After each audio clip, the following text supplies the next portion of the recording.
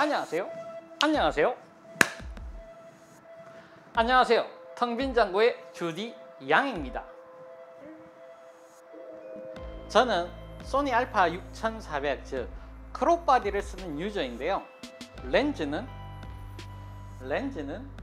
맞아요. 2470GM 렌즈와 35mm f2.8 삼형 렌즈를 쓰는 풀프레임 렌즈를 쓰고 있어요.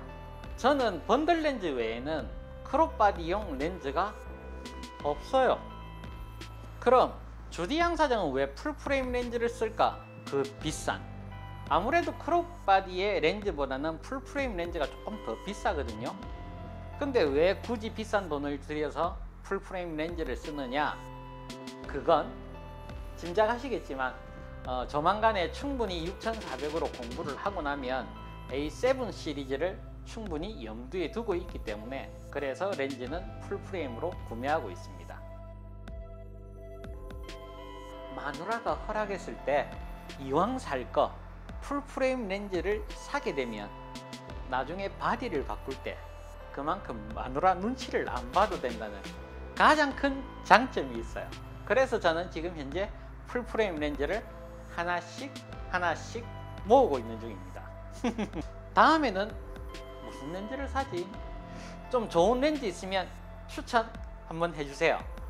자, 그리고 소니의 크롭바디 중에서 줌 렌즈 중에서는 f2.8을 지원하는 렌즈가 없다는 게 가장 큰 또 문제였어요. 그래서 애초에 소니 알파 6400을 선택을 할까 말까도 고민을 많이 했었던 이유였고, 그리고 주변 지인분들한테도 2470GM과의 궁합에 대해서도 여러 차례 문의를 한 바, 푸우 작가님이 굉장히 쓸만하다라고 저에게 추천을 했고, 푸우 작가님을 믿고 2470GM을 샀고요.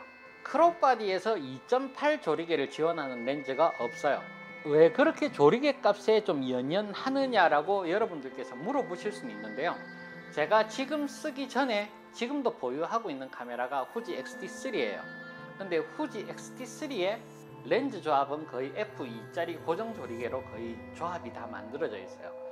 줌 렌즈가 185 렌즈인데 이게 f3.5부터 가변 조리개인데 영상 색 보정을 할 때 이 조리개 값에 따른 색의 변화가 조금씩은 생겨요.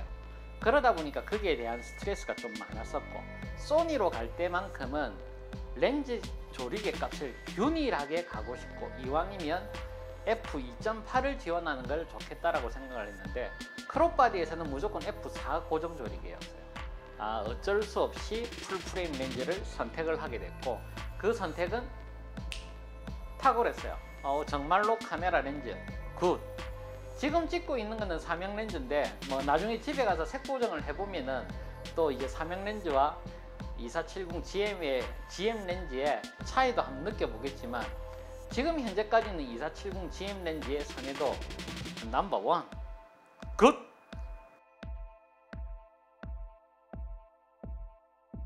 제가 왜 이렇게 화각이나 조리개 값에 고민을 하는지에 대해서 한번 말씀을 드릴게요. 저는 솔직하게 이 이전에 마이크로 포스들을 썼을 때 f1.4 렌즈면은 어마어마한 렌즈다라고 생각을 했는데, 후지를 사면서 그 생각이 바뀌었어요. f1.4 렌즈라고 해서 찍었는데 실제로 후지의 f2보다 뒷 배경 날림이나 빛의 양이 차이가 나요. f1.4인데 요거랑 차이가 없어요. 그럼 예를 들어서 요거 f3으로 맞추고 후지 f3으로 맞췄을 때 어떤 게 더 밝을까요? 후지 f3이 더 밝아요. 왜냐하면 이게 여러분들이 카메라를 처음 사용하시는 분들이 저 같은 경우는 많이 당할 건데요.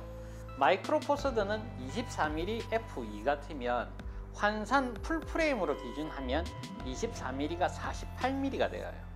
그리고 f2는 곱하기 2를 하면 f4가 되어버립니다. 그럼 48mm f4가 되죠? 최저 조리개 값이. 자, 그럼 후지 1.5 크롬 렌즈를 쓰면 어떻게 될까요?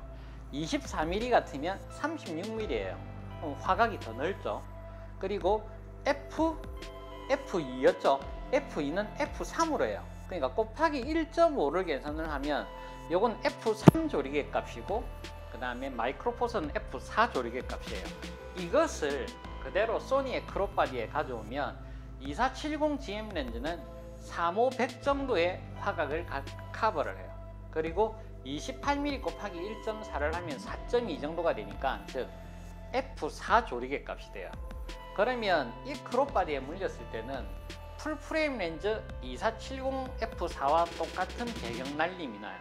근데 크롭바디에서 f4는 어떻게 될까요? f6이 돼요.